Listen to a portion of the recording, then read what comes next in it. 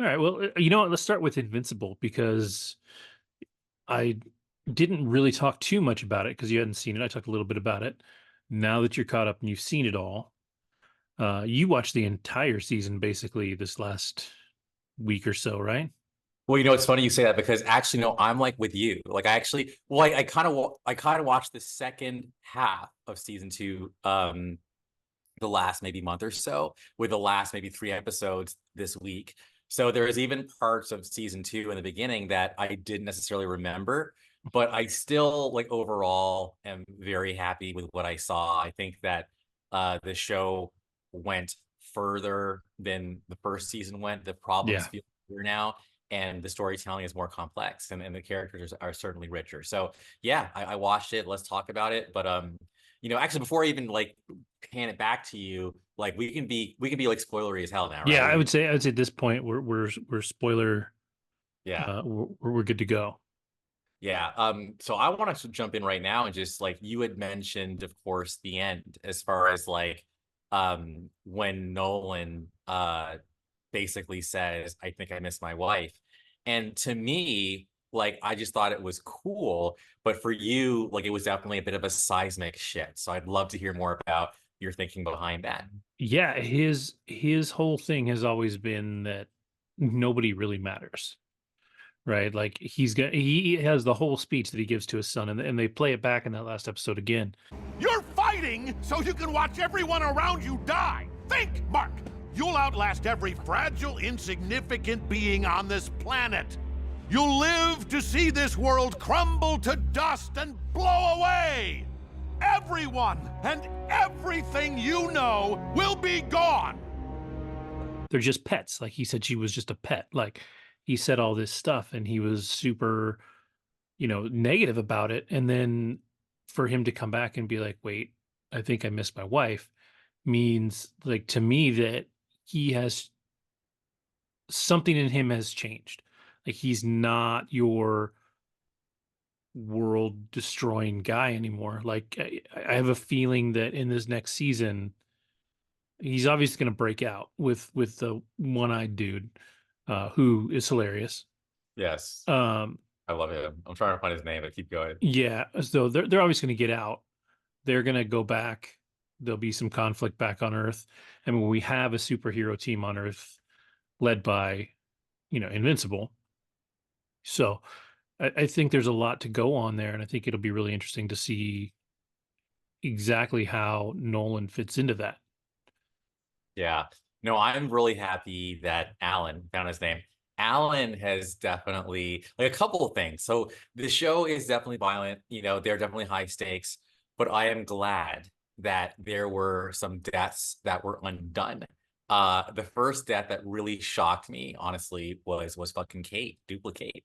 So I don't remember like a couple episodes back in this podcast, I was like, what? Like they can't duplicate? Like what the hell? And then so for her to like come out, in the cabin and be like, hey, I'm sorry, I've just been doing this for a while. Like I didn't tell you. I was just like, yes, I was just as happy as I think Immortal's name it was, but to see her. So that was great. She's a great character, and I love that she's back. I love the fact that Alan's back because Alan's death with his eyeball hanging out, Oh, like it's after brutal. I fucked him up. I was like, what?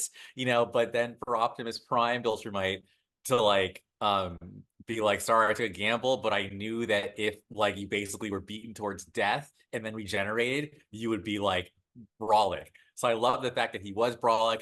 Um, it's crazy to me how I don't know how this show kind of stirs kind of a weird attraction in me, but not only do I think Mark's mom is hot, I think that Viltrumite, who like was beating Mark's ass, the female one, like she's hot too. But anyway, when she's fighting Alan and Alan's just kind of like, playing like he's definitely like, like he realizes I can beat her ass, but I'm just gonna Yeah. like kill and be captured. Like that was I loved it. So man, I'm babbling right now. Anyway, what else? Who else am I forgetting? Like just even the mom, as far as her like growing and learning to like Mark's kid or brother, like like finding Yeah. the caretaker, Cecil, like first of all, Walter Goggins is like everywhere now, apparently. Like he is like this, like at least for me, like I didn't even know him by name until probably like maybe a week ago, because one of our class of 95 friends like hipped me to that new show that I need to see that I'm talking about, All out. Yep. All Out, but Walter Goggins has been Cecil this whole time, and like Walter Goggins has been in like lots of stuff that I've known about, but I just didn't really recognize him. But anyway, I could go on and on. I haven't talked about Merc. Merc as a character, I think, has certainly, I think, grown. And I love the fact that he's finally like him and Amber. Amber, I hated season 1. Amber, season 2, I totally like respect. And the fact that they finally were like, like this isn't gonna work. And then Mark sees Adam Eve and knows that Adam Eve is like all about Mark, but doesn't like kind of unlock that yet.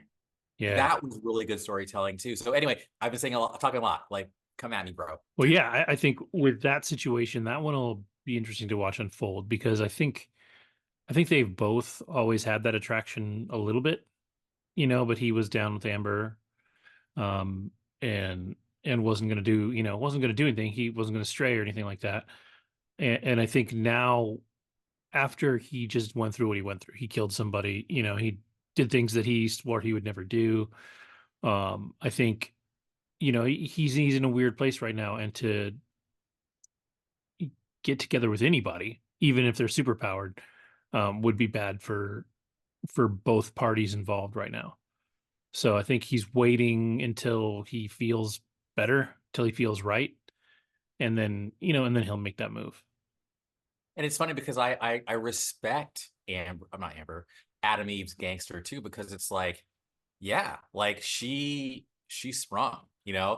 and for the whole time, I love how that was just so honest for her to be like, I'm older and like I never said anything, so just please put her out of her misery. Like at least like tell her what's up. And the fact that she never does that, like talk about restraint. Like I don't know, I Mhm. respect people who can just deny themselves for the greater good, so to speak. And I've always loved Adam from the Yeah. start. Like to me, Yeah. that's been like legit. Like I think Yeah, one of her the one little spin-off thing yes. was really great too. I really enjoyed that.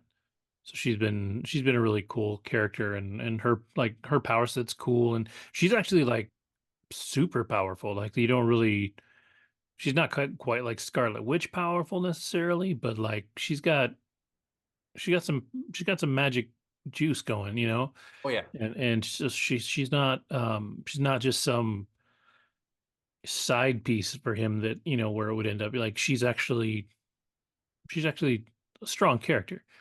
And so, like I said, I'm excited to see where that one goes. I think that'll probably be at least, depending on how they do the next season, half of the season, if not the entire season, developing that. Oh, keep going. No, go ahead. Yeah, no. So I'm just reading through again. It's like all these characters are compelling. Like Anissa is her name, the hot Viltrumite, right? Mm-hmm. So I want to see where she goes. Craig, like Commander Craig, like he's like you know, he got to go. Like I want to see Mark and Nolan like basically like rock the world, and like I want to see the Viltrumites finally like conquered, because they're an evil bunch. Like Yeah. I'm me, like I'm not necessarily anti takeover if like your regime is going to improve life, but dude, they are some sick, like completely just they need to go. Like the Viltrumites are assholes, so they need to go, and I don't care. Angstrom, my goodness. That I mean, I get where he's coming from, like in every other, because he absorbed all the other versions of himself and saw what the Viltrumites Yep. did. Like even Mark's version, like, hey, like like he's a dick, like those other universes. But for him to be insane, and like it's so funny, like the moment I was like, okay, now you gotta go. Yo, cute pet, Mark's mom's arm is Arm, yeah, and with just a snapped. bone jutting out. All right, now you gotta go. So as far as like when Mark is legitimately like literally boom, boom, boom, boom, blood covered, pummeled, I was like, yes, yes, yes. And Yeah. then when Mark's like, oh my god, I'm like, no, dude, like no, like, stop it. Like, no, like, I respect you that, like, you were all like broken up and everything. And the thing is, like, I totally admit, like, yes, Andrew, like, you've never been in a war, like, you've never like had to even hold a gun or fire a gun. So you could be like, oh, yeah, I'd be fine, you know? But like, I kind of think I'd be fine. Like, I'm sorry. Like, I think, I think that, like, I'm the kind of person where, like, if you mess with my family and who I love, you have got to go. Like, you did it to yourself, and that's that. Like, I'm sorry, you know, and this dude was doing way too many things and needed to go. So yeah, Mark, like, kudos to you, but I love how you're like, I have power and I lost control and you weren't there. Like, Yeah. that's like, man, and that's why, like, that you're a superhero. Like, I love this show, because one thing I'll also say, and it's going to keep happening in this podcast, is what I'm attracted to in terms of entertainment. And what I will say, and this is going to bleed in Station 11, is I know there are shows or narratives that talk about ordinary people doing ordinary things. And I think that's what Station 11 is. And that's Oh, why for sure. that's what it bored me to tears. And we'll talk about that later, because you have to save my relationship, because Stallone loves that show. Anyway, but whereas Invincible is definitely about not ordinary people, not doing ordinary things. So that inspires me, because I've never felt ordinary, not in a narcissistic way, but because I've always felt different. So for me, I'm learning that about myself. And that's why shows like Invincible, where Mark is different and his brother is fucking blue. And like like fucking Adam Eve is different. Like, it's about different. And maybe that's Yeah. why I'm into superhero shit. Yeah, makes sense. Yeah, speaking of the superhero shit, X-Men 97. Oh You God, fuck. I missed it. I haven't caught up yet. I've only did done you season. watch it? You watched episode 5 though. Yes. So So yeah. I'll tell you this, Yeah. episode 6 for me was a bit of a step back. Like, some Okay. things happened in it, but it was not as dramatic as episode 5. Um, and that episode was wild. Like that, I think I told you in the text, is like, watching that episode, like, it starts and it takes a little while to ramp up, but once it's going, like, I was literally like tense watching it. Like, I knew bad shit was going to happen because I read that crazy shit goes down. I didn't know what, but I knew crazy shit goes down. And dude, I was in it like the entire time. Like, it was a crazy, crazy episode. All right. So again, we have a lot of content, so we're gonna like skirt and go right to X-Men. So basically, so now I can talk more freely. So all right. So Happy Nation by Ace of Base was played, and Mhm. I lost my shit. I was like, this is amazing. And then just seeing that, like, her come out in that gown and them doing their thing, it reminded me of like that like scene in Ready Player One, where they're all dancing like in the club. It was just like zero G shit. But the thing that makes episode 5 really poignant from a real world perspective is, I was reading one of the creators saying, you know, the Pulse nightclub shooting was kind of what inspired that, in terms of when people are just, who are different. Like in the Pulse situation, it was they were LGBT. Mhm. You know, this massacre happens. Now, it's not quite the same, because the person who did the shooting, I think, was a gay guy too. But then I also think about things like the Tulsa race riot, you know, which was depicted, where literally these are motherfuckers who are just trying to live. Okay. And Genosha, it's the same thing. This is our own place. We're happy. We were persecuted. We formed our own community, and y'all motherfuckers still came in and like fucking killed us all. Like, can we just live? You know, and that to me was what made that episode so powerful. But then Gambit. So Gambit for me has always, I've never been like, there are Gambit stands. Like, he's almost like Boba Fett level, like, you know, Yeah. mythologized, right? Yeah. But I never really got it Same. I until like that him. moment. Yeah.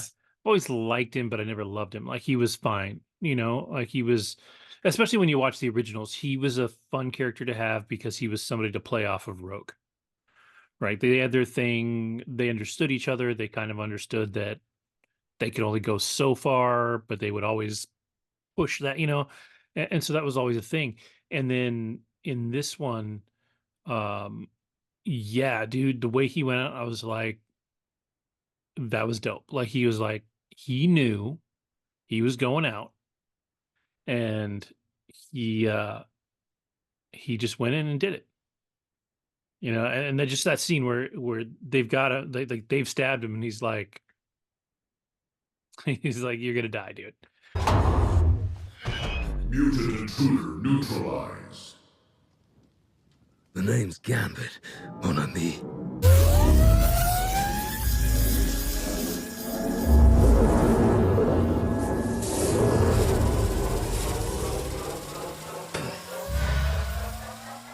Remember it. And I didn't see it coming. Like, I Mm-mm. was like, how are you going to go up against this motherfucker when Right? like you Yeah. kill everybody, you know? I was like, you and your cards are gonna totally kick you ass and your right now, card in buddy. your little hole, you know? Yeah. But it was just such, I mean, he went out. Did you ever see Cowboy Bebop? I never did. I started it I and then can't never say shit. did. Sorry, I don't want to spoil anything. But anyway, but it's like he was Spike Spiegel level badassery. And I like that moment alone was just like, okay, Gambit, you are the shit. Yeah. And you know, so anyway, I have seen scenes or like clippings or whatever, like screenshots of like I know that apparently Storm gets her powers back. I do know that we go like into the Shi'ar Empire, I think, or at least more cosmic. That's almost the entirety of the episode. Awesome. So I'm looking Episode forward 6. to that. But apparently it's going to ramp up. Like I've heard the creators Yeah. say that Yeah, I've episode heard that 5 too. is still not like the mountaintop. Yeah, 7 and 8 are supposed to be the crazy, like the crazy shit, which is wild to me because 5 was 5 as far as a show like that goes for me was kind of perfect. Like it's gonna be hard to beat. Like that was really impressive. I was really, really, really impressed by that episode. Like I said, the way that I felt watching it, the way that I got into it was not something I was expecting. You know, even though I knew it was a big deal, I knew stuff was coming. Yes. I just didn't think I was going to be that into it. And I was just like I said, I was tense. Like I was watching, I was like on the edge of my seat. Yeah, it was really good. When Magneto looks down at I forget the guy's name. It's like anyway, I know he goes like, don't be afraid, you know, like I was just like, man, like Oh yeah, yeah, yeah, leech. yeah. It was like his leech. But yeah, don't be afraid because I want to create a place where people I don't have to be scared anymore. You know, all Magneto loved, he's loved his people, and Yep. that's, and again, it goes back to like again like getting political, but like from what I remember, like Stan Lee was inspired by Malcolm X and MLK. Like that's kind of who he built Magneto and Xavier after, you know, and yes, Malcolm X was seen as kind of villainous from like the mainstream America point of view, but all he cared about was his people, you know, and so good.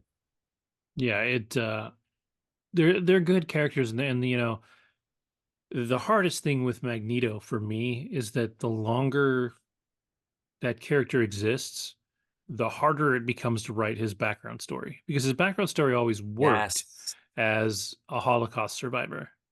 But now that we're 80 years past that, he would be 90. Like either you write it in a way for him to not have aged or something, or you have to come up with some other horrible family like Rwanda. Yeah, exactly.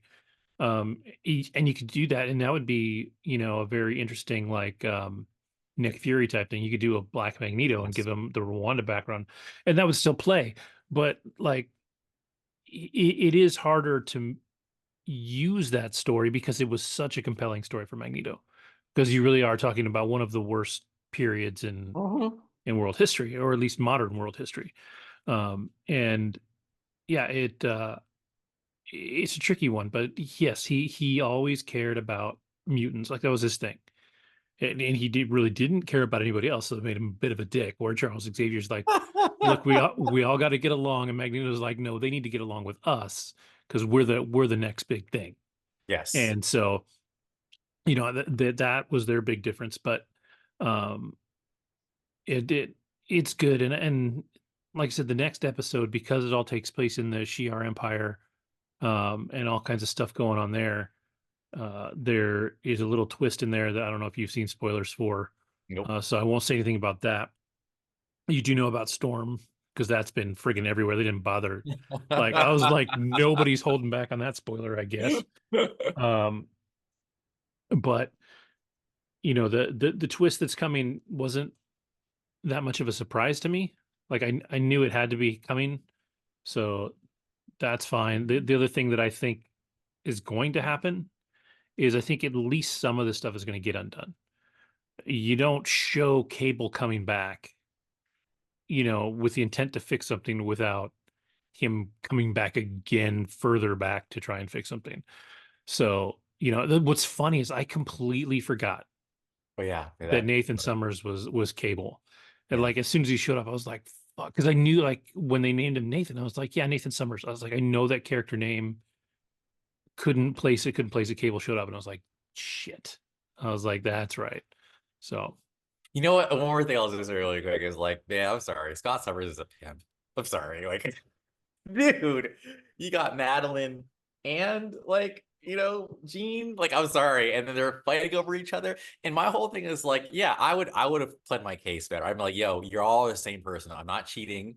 Okay, I'm yeah, sorry. yeah. Stop. He's Stop like, the mad. how am I supposed to know the difference when one of you You is know? here and you have the exact like you look exactly the same, you have the exact same memories. It's not like that's not your sister, right? Like Yes.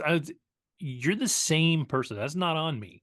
Yeah. Like I love how like she caught him like doing the psychic commuting. Like he's like, look, I'm sorry. He was just, like he was caught. It was yeah. hilarious. He's Sorry, like, I I just was just trying to figure it out.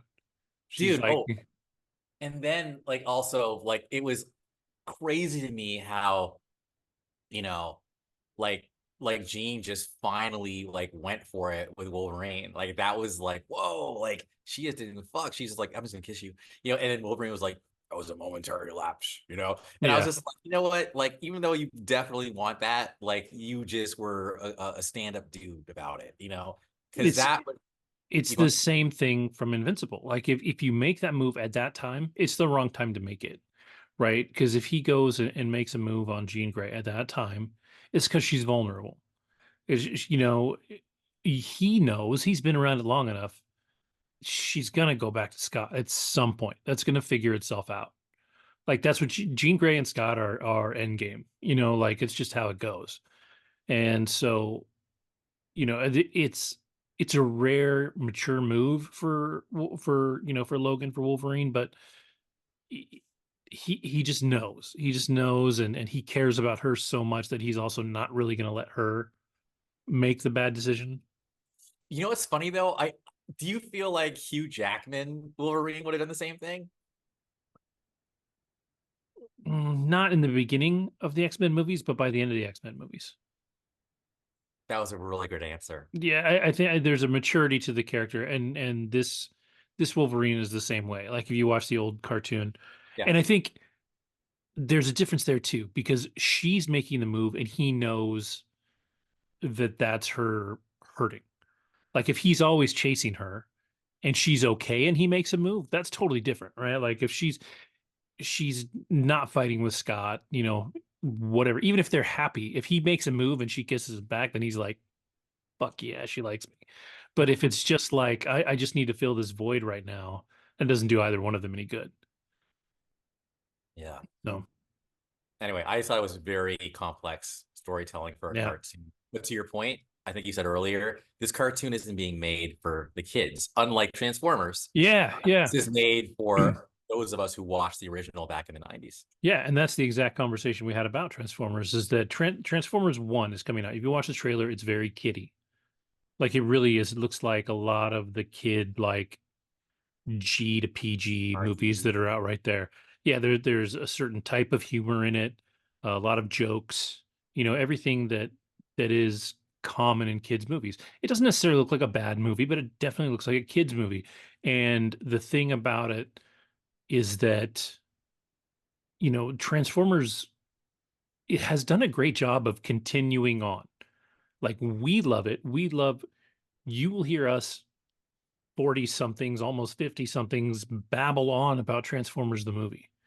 And if you watch it through a modern lens, it's not that great of a movie. It's a very problematic film. But we love it because that's what we grew up on. I will watch G1. I will watch the animated series when it's on. Dude, that's a problematic show in a lot of ways. actually not very good. Like it's It's not crazy. very good. It's Like got what I mean, it, it's like more than meets the eye. Like the first 3 episodes, they're pretty good. But then yeah. when you watch the majority of season 2, you're like, Uh, this is like pretty fucking bad.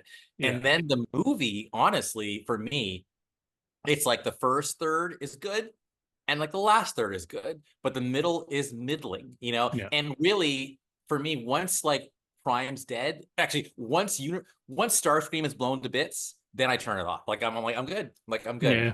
So maybe Unicron's transformation, and in the end, like that's cool. That's it. Yeah. Yeah. It's and so when like my son is excited for Transformers 1, he is 13. Cool. But he grew up watching Transformers animated, Transformers Rescue Bots, Transformers Prime. Like they pumped out shows in the last like 10 years, 15 years that were just for kids. And so, this is continuing that. This is either creating a new audience, creating a whole new storyline if they wanted to, Yeah. right? Like they're saying it's the never before told story, but once they continue it, they can go anywhere they want. They can recreate alliances. People can be, and they've done that already in old series. They've changed, there's actually one, and I don't know which one it is, but there was one where Starscream actually, It might have like been like Energon or something. something like that. It was the kind of Yeah. one of the computer animated ones, Yes. but he didn't necessarily become an Autobot, but he was very different. He was very, um, he just, he looked back on his time as a Decepticon and was like, this is not who I want to be, and that was it was actually a really good storyline. I wish I could remember exactly which one it was, but I think it was Energon. I think you're right. Um, the animation wasn't all that great for me necessarily in those, but that particular story was really good. Yeah. So we'll see what this one does. But like you said, X-Men 97 is actually made for us. Like it literally is made for those of us that watch that show in our teens, right? Like, we watched that. We were into that. That was already made for the older teen set anyways. It wasn't like a little kids cartoon. And so when they brought it back, yeah, sure, it's safe for kids to watch. Like any kid can go watch the X-Men Although I series. feel like five, but that's so, dude, there was Mhm. blood. Like there's Yeah. blood dripping. Like that was like, Yeah. oh, that's more intense than I think anything I saw on the Oh, Fox. and they killed a lot of people in that episode. Yes. Like there's a lot of dead people in that episode. So, it's not tame, but like it's still not, Yeah. it's not terrible. Cool. Like kids could watch. It's not fucking Robotech, where people die every episode. So like you can do it, and that's great. But that one is made for us, and like I said, whereas Transformers 1 is not. It's made for kids. It's made for families. I'll see it. I'll probably enjoy it just fine. It is weird to hear Chris Hemsworth speak without an accent. Like I wouldn't know that was Chris Hemsworth. Good point. When he talks, I was like, I would not know that was Chris Hemsworth, and all he does is not have an Australian accent. Is it me though, or does Megatron sound a bit homeboyish? He does, And which I'm is just kind of like, I don't know. which is funny because I don't think Brian Tyree Henry is always that. No, Yeah, but so they're like making him all like, yo, like what? it's an interesting take. I'm letting it. I'm just like, it's not for me. So like, Dude, what's all? as long as it's not as bad as Jazz in the Michael Bay movies, but this is produced by Michael Bay, so Yeah, that is one yeah, thing no, to keep in mind. I'm with you. I think it'll be good. And one thing I will also say, I feel like what's really cool about what you said about how they've been churning out these different incarnations is that this, if they're doing it right, will kind of pick and pluck from all those other iterations Yeah, and just kind of make its own gumbo. So yeah, no, I'm excited for the kids. I think it's good on you guys that you guys still get some Transformers lore. yeah, and it's funny that Michael Bay is producing. I'll tell this story, and I'm stealing it. So if you want to know where I stole the story from, go watch the Play Watch Listen podcast. Their 150th episode is just them sitting around a table eating, like they're just the host, like just having a good time. They're just shooting the shit. So it's the four of them, and then Rahul Kohli is Alana Pierce's boyfriend right now. Hopefully forever. I fucking love the both of them. They seem happy. I hope they last forever. Which is hard for me to say for both of them because she's super pretty, very crush worthy. I'd be like, she can you know, she can come fall in love with me. That's okay. But at the same time, I love Rahul. Like, I'd be like, Yeah. is anybody good? You know, so I'm actually really happy that they are a thing. And anyway, so they're all sitting around the table and they're talking about this guy that got cast in Pearl Harbor, and he shows up to shoot for Pearl Harbor. He was cast as a general. He had some lines and stuff, and he gets there, and they're like, "Cool, well, go ahead and go into the back and get suited up for your flagman outfit." So he's supposed to be a flagman on the field. He's like, "You guys cast me as a general, like it's a speaking part." And they're like, "Yeah, no, there was a mistake." And dude was like, "I could have thrown a fit. You know, I could have been like, you cast me in this part. I'm supposed to have lines. I'm supposed to get, you know, I'm supposed to get this credit, right? Because you're going to go into the credits as person with a name. And that's the difference, right? You don't go into the credits if you're just a dude without a line. And so he didn't throw a fit. He took his paycheck because he still got paid for the part he didn't do. But he did the flagman thing. Well, somehow the story got back to Michael Bay. And Michael Bay said, I'm going to cast you in everything I ever do. He's like, what you did was so impressive. I'm going to cast you in everything I ever do. And so he does. He casts him in a bunch of stuff, and he cast him in the first Transformers movie. And he plays a general, and he dies in that opening scene. So you remember when the helicopter lands and then transforms and then blows up the whole base? The dude, In a lot of time. But okay, yeah. yeah. So the character dies in that scene. Like every bunch of people die in that scene. So Michael Bay goes to make Transformers 2, and he calls dude up and he's like, "Hey, I got a part for you in Transformers 2. You're going to come back and you're going to play the general." And dude's like, "Michael, I died in the first one. Do you not remember?" And Michael Bay's response, which to me explains the entire Transformers franchise, is continuity is for pussies. Sorry. And I was like, oh shit. When I heard that, I was dying, dude. I was like, oh my God, that's hilarious. that's everything. Like that's the entire it's because for funny enough, I'm watching the films again with my son because he wanted to watch them. And dude, there's nothing carries over, even from the first one to the second one. They just throw shit out. They don't even care. And it's wild. So, all right. Well, because we're ranking through stuff to move from one narcissistic director to another, I watched Rebel Moon 2. And I don't have a lot to say about it that I didn't say about the first one.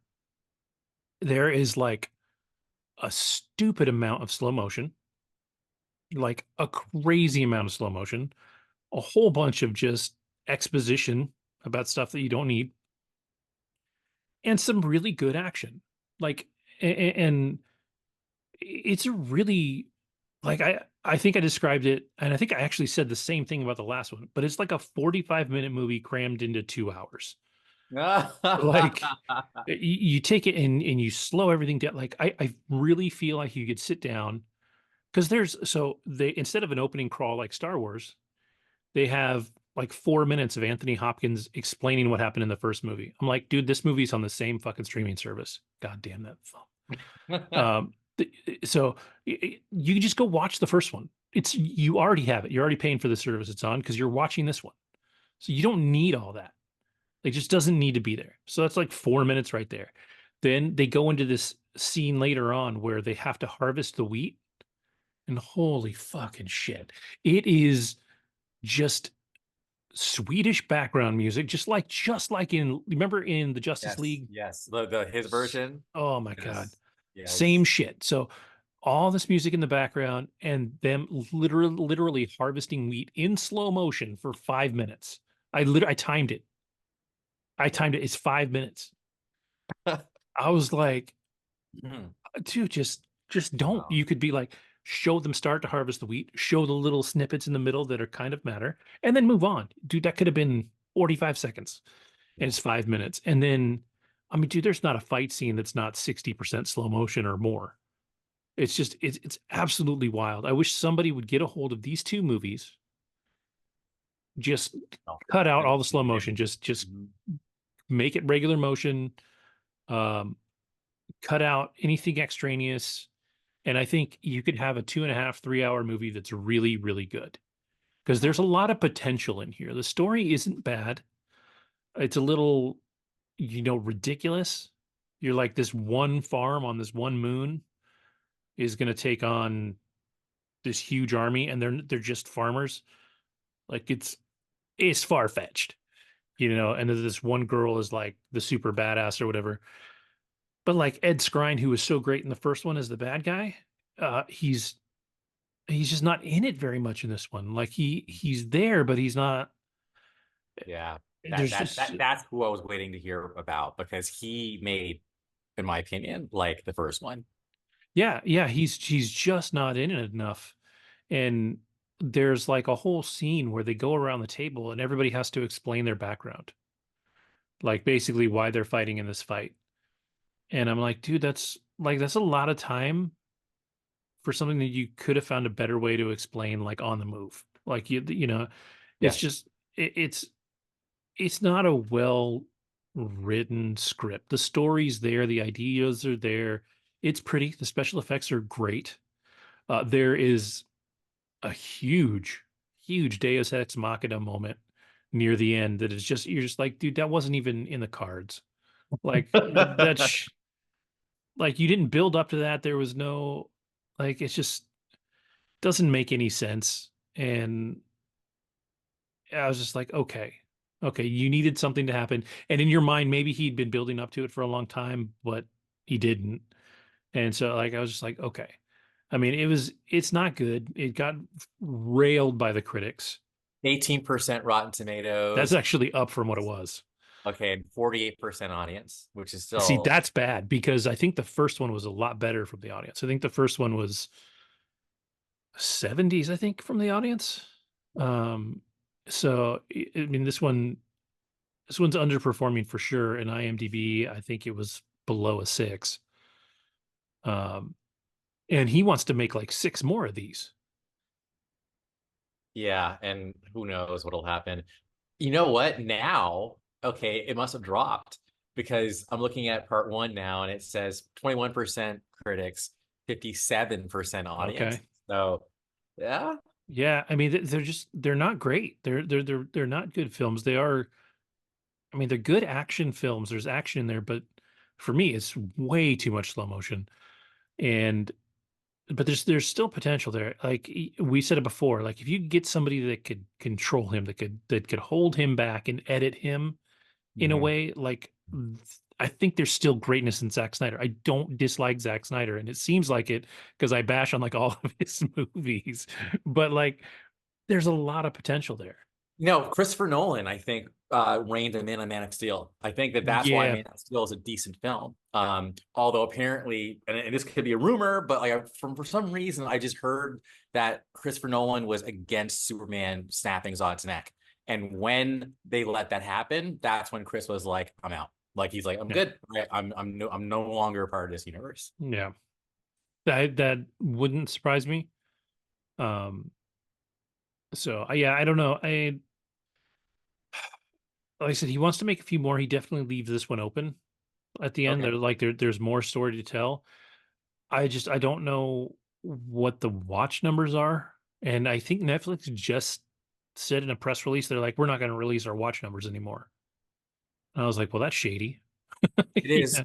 It is. But Netflix apparently, like I think one of the reasons why Disney Plus is actually kind of struggling, not struggling, but sort of struggling, is because Netflix is like the dominant. Like just because you're on Netflix, your viewership numbers are going to be way higher than any other platform. So they're like the big But kahuna. they're tough because they're not loyal. You Like Netflix does not canceled care. so They will much. cancel your shit. Yeah. Whereas like Apple TV is where you go for science fiction. Yeah. Like everything they do is like science fiction or maybe a little bit of horror, like Servant. But they're sci-fi heavy, and their sci-fi stuff is good. Like if you watch For All Mankind, that show is fucking fantastic. Um, what's the one the Asimov one? Foundation's great. Severance is friggin' incredible. I mean, they have some awesome shows, and they gave C like 3 seasons, the Jason Momoa one where everybody's blind. Yeah, which actually reminds me, like, do you think like Station 11 would have, like, it feels Apple TV-ish to me, like when I watched that show, and I had to keep reminding myself it was an HBO show. But then I literally am asking your opinion because I feel like it has more of an Apple TV kind of ponderous, like, substantive, like, Maybe I don't know if HBO was trying to do something different at that time. So I can't speak to that. Well, I mean, we might as well just transition into Station 11, but Station 11 is certainly a more mellow, like human drama, right? Like it's not where you have something like Big Little Lies, which is, yes, a human drama, but there's like drama, right? Like it's super tense and relationship drama and all that. And Station 11 doesn't really have that. Station 11 is really a story about first people surviving this apocalypse, which was horrible timing. This person wrote this book, The Station 11, like right before COVID. So like everything that happened in the book, you're like, shit, like this is what happened. And it was written before COVID, but yes, like the way that it plays out, if COVID had been worse, this is the story that would have happened. Um, and then you have your future story, and it's just, it's not an exciting tale. There's never a moment in it that's particularly exciting. It's really about the people and them just trying to kind of find a place in the world, but the people that it's really about aren't even people that are really looking for a place. You know, they're traveling musicians and performers and all that. If they had their way, they would be safe and never stop. But just like any apocalypse, there's shitty people out there. And kind of the background story in Station 11 is that no matter what happens, there's still bad people. There's still and culty people that are going to take over. Like somebody's going to become a cult leader given the opportunity. Like it's crazy, but it's true. And so, these things that are very normal, it's like you said, it's just normal people doing normal things. The only thing abnormal is the situation. right. And even then, the situation is so far removed. We're now, is it 20 years later? Yeah, that sounds right. Mhm. Um, and I really don't remember. It's been a while since I've watched it, but the book I think does a better job with the actual Station 11 portion of it than the show does. Because like in the book, the comic book and what that's all about is really heavy, and they go back to it a lot. And I don't think they go back to it enough in the series. Yeah. So just like, so basically the novel was written by Emily St. John Mandel. It makes you think that she did have a time machine or something because she wrote it in 2014 and COVID was basically going to happen 6 years later. When I was watching it, obviously it reminded me of COVID. And yeah, before like coming onto the show, I definitely kind of left like the show feeling a little cold, and but I know you liked it, like Saloni liked it, my girlfriend, for everyone who's wondering who she is. And I'm kind of jokingly tongue in cheek, like wanting like Kevin to like tell me what he liked about it, so that way I can he can save my relationship, right? Um, but I'm looking and also so after I got done watching it and feeling kind of like like things you do for love. The tomato meter, it was 98% critics Of on Rotten course, Tomatoes, it is a critical darling, I'm sure. Like you watch that movie or show, and that's right up critics' alleys. That's what they're looking for. and then 75% audience, right? And that's Yep. still higher than I would have given it. But then I realized again, okay, what why did she like it so much? And it's just kind of like, yeah, I think it's just normal people doing normal shit. So basically, there were a few episodes that kind of stood out for me and a few characters that stood out for me. So let me get to the cast really quick. So number one, Mackenzie Davis, who I like in other things, especially Mhm. an episode of Black Mirror called San Junipero.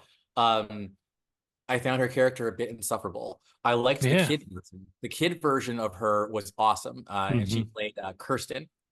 The kid was smart, scrappy, and the relationship between Kirsten and Jivan or Jivan, yeah, Jivan. I'll call him Jivan. Yeah. Jeevan, leaving Yeah. Jeevan.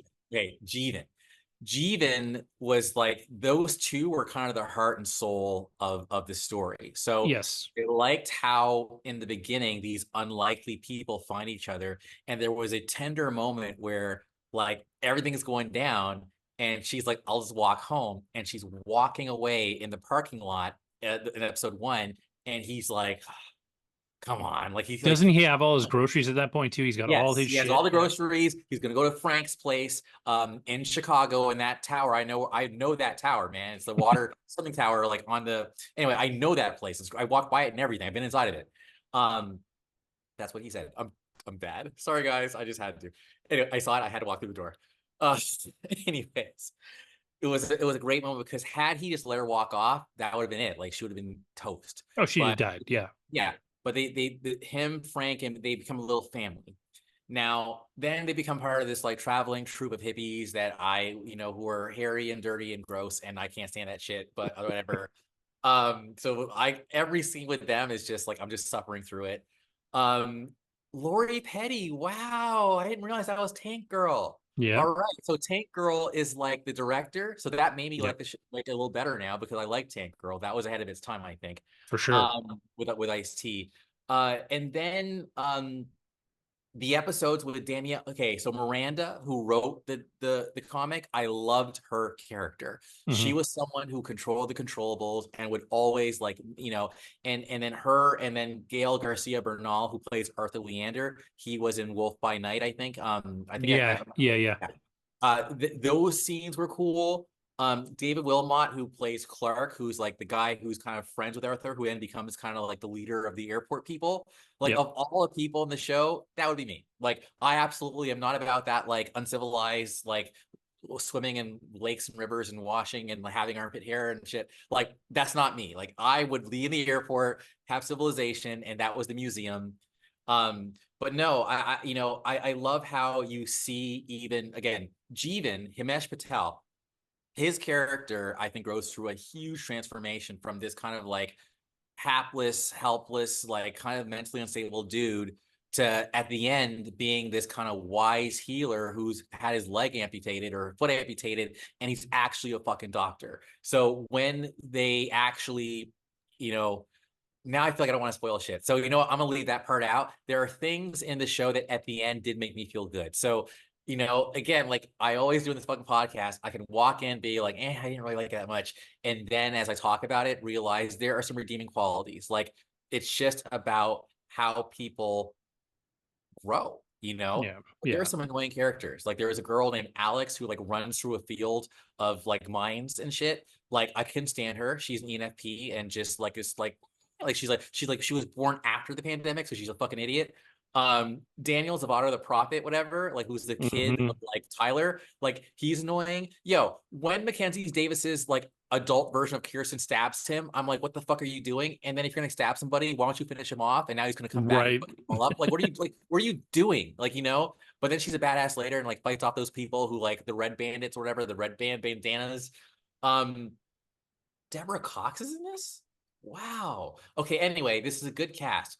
Overall, I do not think that this is an essential show, but if you have a hot girlfriend and she likes it, you better watch it. It's But not unwatchable, and I think the stuff that happens before the pandemic, I think, is the better story.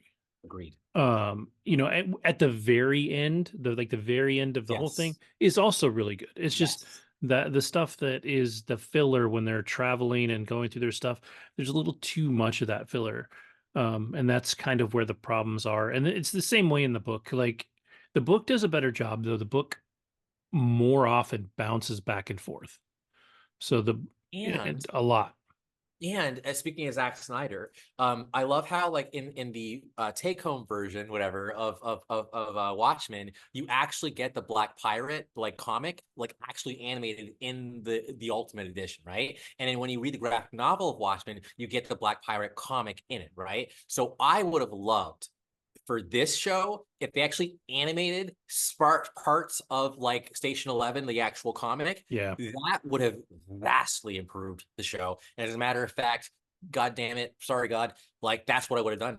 And I think that would have actually made the show win the awards it was nominated for, because it didn't win, pretty much it didn't win anything, but it got Yeah, like it got nominated for a things, lot, but but it got nominated for a lot, mhm. But I do think Jeevan, like, yo, when he goes out in the woods to like get the comic because he's jealous of the comic because she would rather read than fucking like talk to his ass, and then gets fucking attacked by the wolf, I'm like, see, and that's why I'm not you. Because I wouldn't have walked outside and got attacked by a wolf and had to be fucking amputated. But the whole delivering baby shit, like in that little mall, whatever, like that was kind of beautiful. Like seeing him Yeah. kind of find love and find his humanity and find himself. So yeah, I'm glad I talked about Station 11. And again, clearly, I think I liked it a little more than I thought I did. But it was painful to watch, and but I got through it. Yeah. I think it's one of those ones. I think if you read the book, I think you get more out of the book. Because just like anything, the book has more detail in it. It does a little bit better job bouncing back forth, and you do get more meaning from the comic book in the book than you do in the movie. Like they actually really explain like some of the things that are in the comic and the reasoning behind them and things like that. And it's better in the book than it is. Has Saloni read the book also, or did she only watch the show? I think she only watched the show. Okay. I almost wonder though, like, I want to know, like, why, like, how there's got to be some thematic links between the comic and what plays out in the show. And if there are, I want to know what they are. Because it's almost as if, like, I almost want to watch episode 1 again, because almost got the sense that, like, maybe some characters like Arthur could kind of see the future and the past, whatever, but then they didn't do anything with that. So they became more normal. But I just felt like I was going in expecting something a bit more mystical, Yeah, but and no, there's none of that. none of that. Yeah, it is a very grounded people Grounded. story. Yeah. Yeah. So, but Station 11, HBO yeah. Max or Max. Yeah, that's right. Just Max now. Yeah, not a must watch, but it's good. It's good, not great. Hilda and I- Lawler, if you're out there, you are an amazing actor. who's She played young Kirsten. oh yeah, You are the shit. And I hope I see you more, because you killed that. You killed it. And Himesh Patel as well. Jeevan. yeah. Jeevan was really good. I liked him a lot. All right. Well, I will jump on then to. I'm going to go through two horror movies real quick. First off, I've been meaning to watch Talk to Me for a long time, and I finally got to that one. I know you're thinking about watching it, and I would recommend watching it. It was not quite as good as I expected. I think because it was so hyped, like it was hyped up to be like the greatest horror movie of last year, and this it's kind of almost like a small independent horror film. I think it was filmed in Australia. And the gist of it is they bring back at this party, somebody pulls out this hand, and it's like mummified or whatever. And there's writing all, like people have written on it over time and stuff like that. And not like over the centuries, but like recently, like it's done with Sharpies and shit like that. And so the thing is, you grab the hand almost like you're doing a handshake, and you say, I think you say, talk to me, and then you say, let me in. And if you do that, you get possessed. And you're possessed until you kick them out and they blow out this candle, and then you're not possessed anymore. And because it is that controllable, at least these people believe that it's that controllable, it's like a drug. So they take it to a party and everybody does it. Right. And so, so you have a main character who's gone through some shit. Her mom died under not necessarily mysterious circumstances, but she killed herself, or at least that's the story that's out there, is that her mom committed suicide. And so she doesn't immediately see her mom when she grabs a hand, but somebody else does. And so at one point, somebody is possessed with her mom, or at least what she thinks is her mom. Right. And so they have a conversation, and that's kind of what drives the rest of the movie. It's a little slow ramping up at first, but the possession stuff is really solid. And I actually think it's a really um, a really fascinating take on a possession because, like I said, at least they believe that it's controllable. And so it's one of those things that kids do that is stupid to experience something. So it's, for them, it is, they use it like a drug. I remember when we were in high school, Gotcha. um, there was like people would press on each other's chest until they passed out. Like there was weird shit that people would do just to like, we got whippets, right? Like there's always some dumb shit that people find that isn't supposed to be a drug or a party thing, and everybody's like, we can turn that into a party, you know? And so it, it it's an interesting premise. I think the ending was okay. The ending was reasonably solid. I think there was a hole, like a pretty big hole at the end that they left kind of wide open and didn't answer. I don't know if there's going to be a sequel or not, or if they just accidentally skipped like a major story point. I don't want to give away what that was, but if you have seen it, I'm really curious to see if you know what I'm talking about. But it's good. The acting is good. The girl does a good job. Um, everybody kind of goes through it. Her little world is interesting because she lives with her dad, um, but doesn't really stay with her dad a lot. She goes and stays with her friend a lot of the time, and then her friend has a younger brother, and so the main girl is kind of part of that family. Like she's treated like family at their house. She's there all the time. And the mom treats her like family. The mom's been in a bunch of stuff. I think she was in Game of Thrones and a couple other things, but I've seen her a lot in small parts and other things. So she's the only person that I recognize in the entire thing. But yeah, it's a good horror flick. Like it's not as good, I think, as everybody made it out to be. Like it was hyped up to be this this brilliant horror film, but I liked it. It was all, like I said, an interesting premise that I haven't really seen before. Um, Well, I'm looking at it 95% on for critics, mhm. and then 82% audience. Yeah, So yeah, that looks pretty safe, I think, yeah, from my perspective. Only an hour and 35 minutes. yeah. It's quick. It is quick, and it actually feels a little longer than an hour and 35. Like for it to be that short, it felt a little longer. So I mean, I would definitely say go watch it. I think, what did I say, it was on Paramount Plus, I think, is where I saw it. Mhm. If I'm wrong, I'll put it No, in it says the here. thing. Yeah. Okay. And so if you have Paramount Plus, go watch it and enjoy. And then the other horror film I watched Late night. yesterday, I think Friday. It dropped. So it's been in theaters for about a month, and then because Shutter created it, it's a Shutter show. It's available on Shutter. So if you have Shutter, you can go watch it now. And I think you can also just rent it from Amazon or wherever. But if you have Shutter, it's included. Is Late Night with the Devil, with David Dastalmachian, he's been in the Ant-Man movie. The guy's everywhere. Yeah. Even the And Dark Knight yeah, Rises, I think. Yeah. yeah, Part, but he was there. yeah. Yeah. He's a small part in a bunch of stuff, and he can be really funny. He can be really serious. He was in Suicide Squad. oh yeah, yeah, But yeah, Mhm. yeah. And then he was in The Last Voyage of the Demeter, which I talked about a while back, which was about Dracula crossing the English Yes. Channel, I think it is. And so he's good. Like he's a really talented actor. And so this one for me was better than Talk to Me.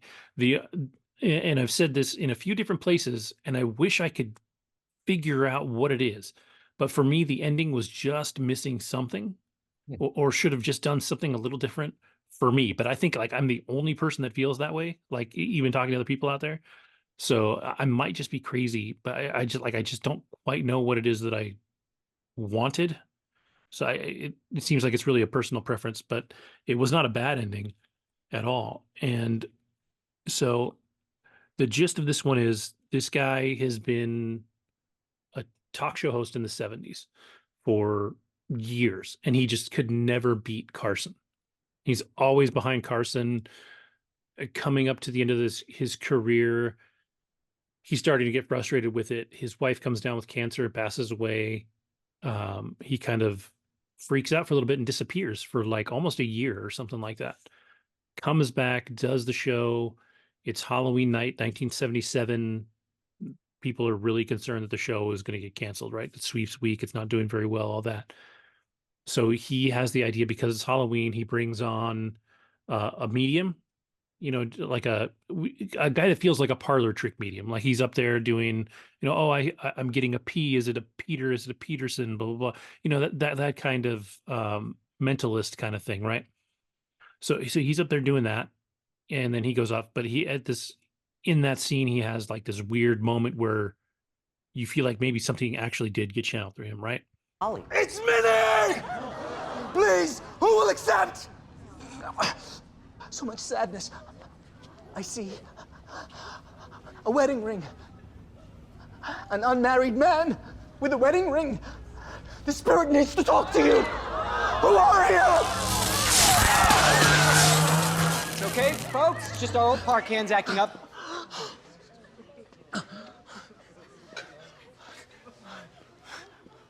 Gone. She's gone. And then the next guy that comes out is a magician, just a regular magician who has made it his mission in life to debunk all of these things, just like the guy just did, right? Like he's going to debunk it. And then the next one that comes out is like the meat of the movie, the meat of the show is there's a girl that she was part of a cult, and everybody in the cult either died or disappeared, and they found her and she got taken in by this woman. This woman found out that this girl can talk to a demon, Abraxas. No, am I getting my stories mixed up now? Anyway, she can talk to a demon.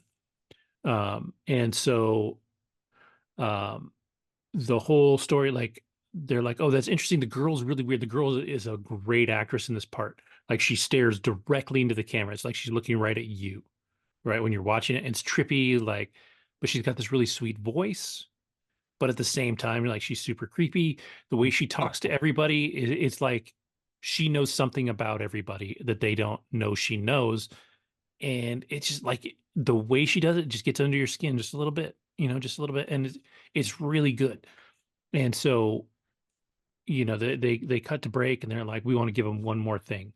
And they're like, what if we have her actually talk to the demon or let the demon possess her while we're doing the show?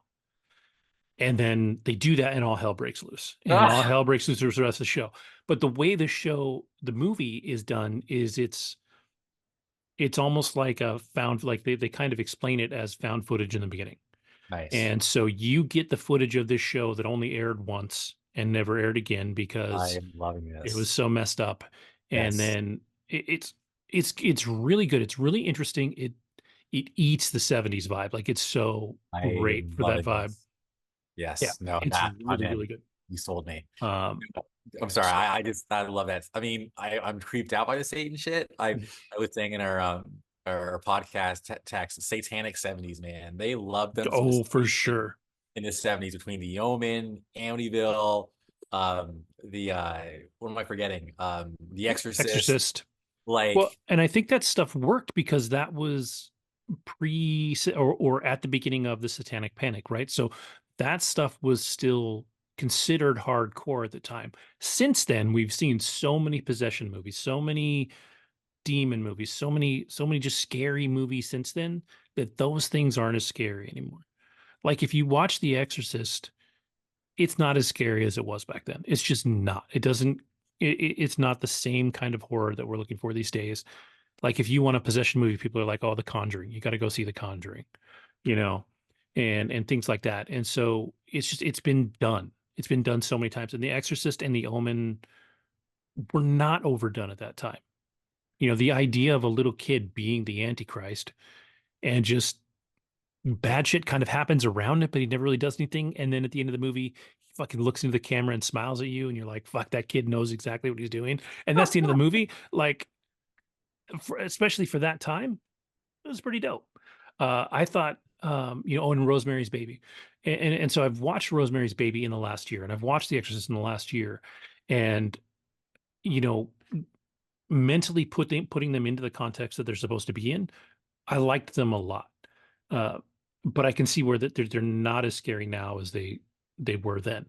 So, this is, the story takes place right around the time of, all that stuff setting in. And so it wasn't, it was this crazy thing. And there's a whole thing about hypnotism in there. Like, it's just wild. It is really wild. It's really cool.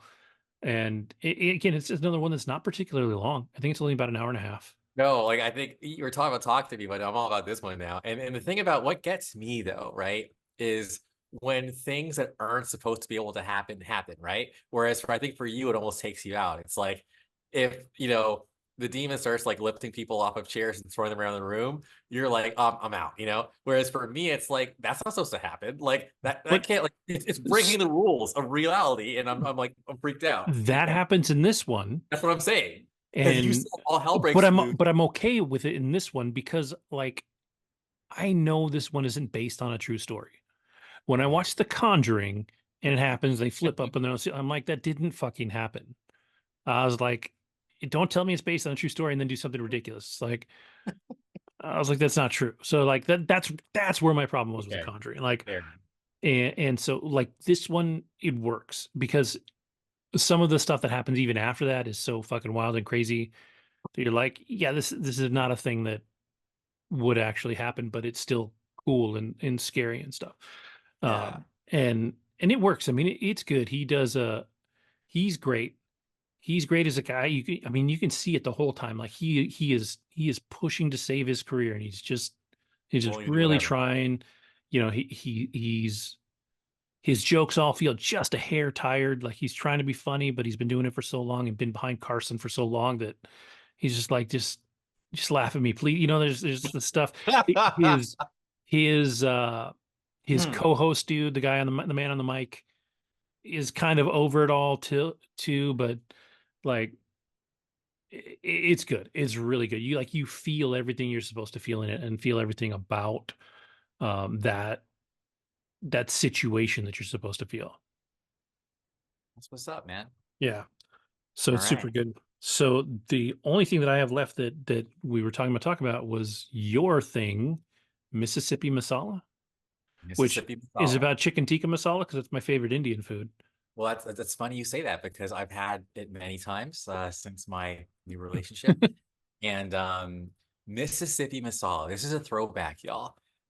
This movie came out in 1991. Okay. But I think it came out in the US, I think maybe in 92.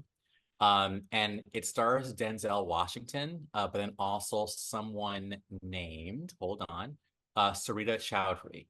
Now, you've seen her in a lot of stuff. She's in Fallout, dude. She's main part of the story in Fallout. That's crazy.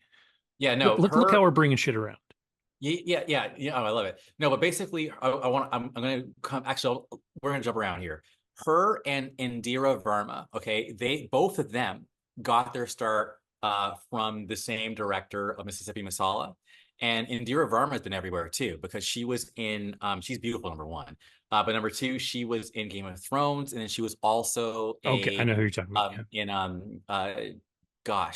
think it was the Star Wars one. Kenobi. I'm pretty sure she's in Kenobi. Anyway, but both of them got their start. So basically, this was Sarita's first role, okay? And the main crux of the film ultimately is it is like an interracial relationship between Denzel's character and Sarita's character. Now, what I think really I got to call this out is Mira Nair and Suni Tara Poravella. They're both women. So Mira's the director, Suni's a screenwriter, and this was a very much woman-driven film that was made in 1991. So I know we talk a lot about, people like Catherine Bigelow, and we talk about Greta Gerwig, kind of breaking boundaries, but boundaries were being broken even back then. And I think that this needs to be celebrated more, number one. Number two, the movie is about, obviously, racism. And it starts off with Sarita's family being in Uganda. This is back in 1972. Now, the history colonially about Uganda is the British, of course, come into Africa, Uganda, and take over, and then they bring in Indians from India, because that's one of their colonies, to kind of build railroads. But then from there, the Indians like stay, and they do achieve a certain higher economic status. Idi Amin, who is a crazy dictator, if you haven't seen The Last King of Scotland, I highly recommend it. He comes to power and then basically has this whole thing called Africa for Africans, and basically expels all what they call the Asians, but all the Indians from Uganda. And that's kind of how the movie starts. So their family, they're expelled. And he has a friend, her dad, the dad of Sarita, named Okelo. And the friend is kind of there basically like helping the father who's in trouble because he gets arrested for speaking out about Edie. And that whole thing is there. But anyway, they go over to the UK and then they end up in Mississippi. And then you find them living in a motel. They have a liquor store, and the Sarita, she crashes into Denzel Washington's van. And Denzel Washington's character is a guy who has a carpet cleaning business. He foregoes his college career to stay home with his dad, who's basically a waiter in a restaurant. And it's a whole backdrop of the kind of racist South. And you got the Indians here, the blacks here. It's all lower socioeconomic status and how they navigate that world. The film got a standing ovation at Sundance. It's a very highly complex film. I think it deals with a lot of issues. I remember seeing it back in the 90s as a high school student, and obviously seeing it back then versus seeing it like 2 nights ago on a flight back from New York to Las Vegas, completely different take as far as like understanding the film. But when it comes to films that are this kind of rich and complex, I feel like I never do as good of a job as I want to when I talk about it. So I'll talk a little bit more about like what makes a film special. So originally, when they made this film, to get financing for it, because it's an independent film and it's very independent, Ben Kingsley, who played Gandhi, was slated to play Sarita Chowdhury's dad, who's kind of like one of the main characters, because again, he's the one who's expelled from Uganda. And a lot of the film is about him trying to like petition the government of Uganda after Idi Amin's taken out, to reclaim his property and reclaim citizenship back to Uganda. Ben Kingsley dropped out. So the film was basically not going to happen. But then they were lucky enough to get Denzel Washington. Now, by 1990-91, Denzel was already a big deal. He was in Glory, and he was, he was about to do Malcolm X, but he was in a lot of Spike Lee films. But with Denzel now, as playing, Demetrius, in the movie, the love interest of Sarita, now the film was about to be greenlit. I want to know like whether or not he got paid for it, took a pay cut, but like, for him to be in this movie was a big deal. Sarita Chowdhury, this was her very first role. And even though the film was in theaters, apparently she was still working as a dishwasher, I think, in a Lower East Side, like, restaurant. So that's props to her. Beautiful woman, by the way. Yeah, I was looking at pictures of her. I was like, she was gorgeous. Like, yeah. She's obviously older now. We're talking, what, 30 something years. And she looks, and everything I see her in, she looks a little harder now. She looks like, tougher. Like she looks really sweet in this, like in the pictures. Yeah. And as a grown woman, she looks like tougher and harder, but she's still a beautiful woman. Like when you watch her in Fallout, you're like, she's dope. Yeah. So now getting to like kind of the storyline. So basically after she kind of hits, I guess you called it a meet cute, I guess. I didn't even learn that term until this podcast. But anyway, they have the little meet cute or whatever. But then they kind of run into each other again. And a relationship kind of develops from there, an attraction. Problem is, it's a very realistic take because Indian families, like number one, are very color conscious. Like there's even like, because they want the daughter to marry this one guy, but the daughter is darker than her parents. And they're like, you can be poor and I'm gonna mess up the quote, but anyway, they talk about how if you're poor and dark, you're fucked, okay? But if you're light and poor, you still have a chance, and if you're light and rich, then of course you have it all. But being poor and dark, you're fucked. And the problem is Sarita's family, they're poor and she's dark. So they're kind of like talking shit about her chances of marrying this like coveted Indian male within the organization the community. Carol. Meanwhile, Demetrius, like he's into her, but because a lot of his customers, his clients are Indian, and at the same time, like it's a small town. So if like controversy happens because they get together, like he eventually ends up losing his business because of the fallout from their forbidden love. Okay. But I have to say that like the chemistry between Denzel and Sarita is like so palpable that it's just believable. If you're big into names, Charles S. Dutton's in this. I saw that. The Rock. And then Joe Seneca is the dad. I think that because like again the two filmmakers are Indian women.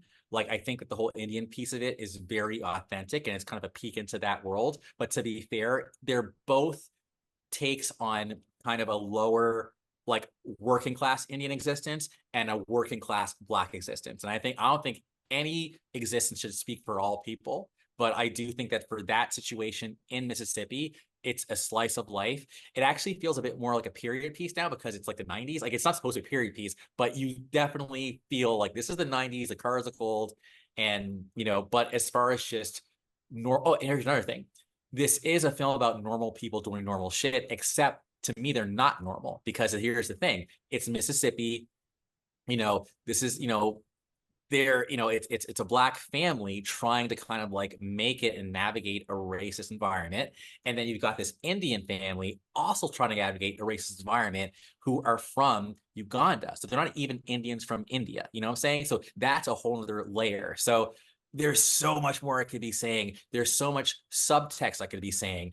Like again, I mentioned a friend Okelo, who was a friend of the dad, who like, they were best friends growing up in Uganda. There may or may not be something potentially happening or have happened between Okelo and Sarita's mom, which may beg the question, maybe the reason why you already know why Sarita's so dark is because maybe that's his kid. Like, I don't know. They never really like addressed it, but the shit is hinted as fuck, which is almost why like her name's Mina. Like maybe that's why Mina is like so comfortable like in Black environments because they meet again in a Black club where they start dancing and it kind of goes from there. So anything interracial is going to be more complicated than like if you quote unquote stay within your own kind, if you will.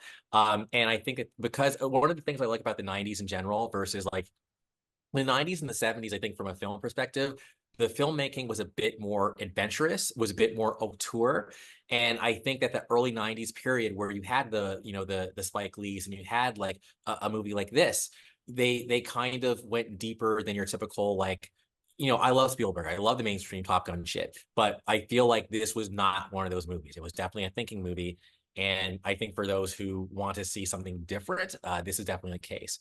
And yes, maybe I'm being too autobiographical, but I do happen to be dating an Indian woman who is beautiful. And when I asked her about like, has she heard of the movie? She's like, well, of course. Like if you were Indian, especially if you're a woman and you're, and you were in high school during the 90s, you were like, oh my God, she got to kiss Denzel Washington. That is awesome. So like, I just love how, I don't know, like, I guess how maybe, and it's not autobiographical to me because I'm not, working class and she's not working class, but it's still at the same time, yeah, you got to navigate some shit, but I think overall, thank God 2024 is not the 90s. And thankfully it's not like this big controversial thing. But it's cool to watch something that makes you think. And for those who've never been exposed to this kind of thing, just yeah, it's a good love story and a good complex story about healing from racial division. Cool. Yeah, it sounds good, and I've always been a Denzel fan, so that helps too. But yeah, it's an interesting story. It's not a story, or at least a racial coming together, I guess. I don't know what the word I'm looking for is that you hear about often, right? Like, no, you not a coupling you hear about. Yeah. Or a combo. Yeah. So that's really interesting. That's really cool. Yeah. And like you said, I actually am really impressed that it was, female driven back in the 90s. Like that's a big deal. Yeah. It's definitely, it's funny. It's like they call it a romantic comedy in a way. And I'm like, it's a little deeper than a romantic comedy. Are there comedic elements? Hell yes. Like there are some funny moments. But it's like, no, it's a deeply sociological film. I have to call out Mira Nair for a second though. She then made a movie called Kama Sutra, and that's where Indira Varma comes into play. Now, Kama Sutra was banned in India. If you are okay with lots of nudity and lots of sex, Kama Sutra is your film. Now, I bring it up because not only did she make that film as her second film, and then Indira Varma was in it, but Naveen Andrews is in it as well from Oh, Lost. nice. So now I am definitely going to watch that movie. I will say probably too much to admit on the podcast. I do remember seeing it in the 90s and not really watching it. Yeah. For the plot. But anyway, yeah. So yeah, women filmmakers, man. I love the fact that, we're more than just our genitals. We're more than just our genders. But I do think that who we are does inform our perspective. And I think that diversity in perspective is priceless. So props to you for caring enough about humanity to tell stories that haven't been told. Yeah. Yeah. I just fixed my crass earlier part. Yeah. And perspective does matter. I think there are men that write women well, and there are women that write men well or whatever. But, generally speaking, it's always going to be women that write women better. And it's going to be an Indian person that's going to write an Indian story better than a white person is. So, if you can get that perspective, it makes a big difference, I think. Yeah. All right. Well, yeah, I'm looking at the time, and we covered a lot, but it was like we're like an hour and a half, dude. Like this is our length is pretty good. Show. That's what she said. And so yeah. So I do you have anything else? I know. I think you were talking about watching Talk to Me. I definitely would recommend this if you're looking for a good horror flick. Check out Light Night with the Devil.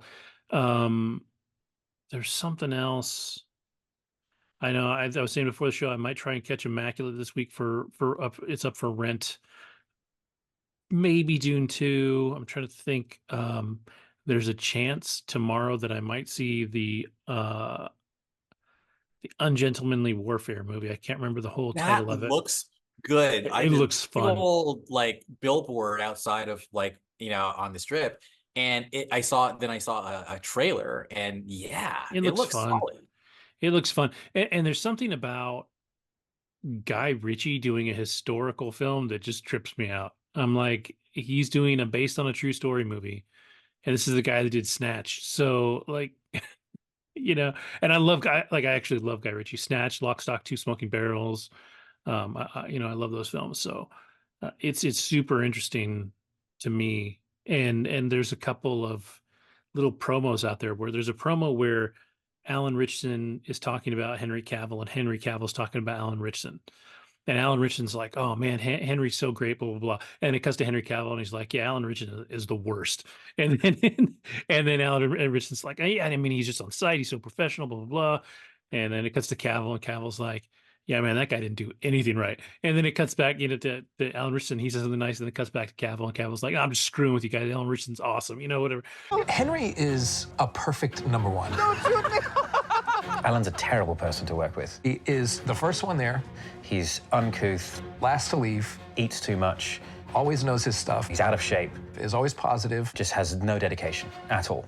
He leads by example. I'm so impressed. In all seriousness, Alan's wonderful to work with. But it's funny. Yeah. And so, yeah, it looks like fun. It'll be an interesting story because it is at least loosely based on real events. So I'm curious about that one. I'm kind of hoping I can get to see it. I don't know what else comes out this week. I just started Black Sails on Netflix. It was on HBO. No, Stars, I think, is where it started. But it's a pirate show. And that one is it's a solid drama so far. I think I'm only 3 episodes in, but it's pretty good. I think if you go back like a million episodes ago, back when Alex was on, he rant and raved about it at the time. I can try and find what episode it is, but to be honest, it's probably not on the video episodes. It's probably only on the audio, which I'm caught up on. God damn it. I don't know how I did it, but I did it. Yeah, man. To be fair, dude, it took me like 20 minutes. Like Really? once I actually did, yeah. I don't know how I let myself get so far behind on it. So I apologize to any listeners only. But hopefully it won't happen again. Probably will because I'm the worst, but hopefully it won't. Well, thank you to all the audio listeners as well. I can definitely see the appeal of audio because that way you can like, drive or whatever else you're doing. Yeah, that's awesome. I definitely like I haven't seen any of Fallout, so I know for me, I'm definitely gonna like just watch that, like just like burn through it, and catch up on Shogun. Obviously, keep up with. I think this week is the finale. Yeah, and I've seen like 3 or 4 different things that say this is ultimately better than Game of Thrones. Wow, that's lofty praise. Yeah, I was like, okay. I was like, that's a ballsy statement. Yes. And watching it, like I can see how it potentially could be. I can see how it could fumble the bag. Like it could go either way. So I'm gonna try and get caught up on that one this week too. That was a good call there. I'm surprised I haven't watched the Godzilla film, and I'm surprised I didn't bother seeing Frozen Empire, but my life's too busy for Ghostbusters. But apparently Frozen Empire wasn't didn't do that very good. well. Yeah. Yeah, it like, and it did that because like you just heard about it sort of, and then boom, nothing, crickets.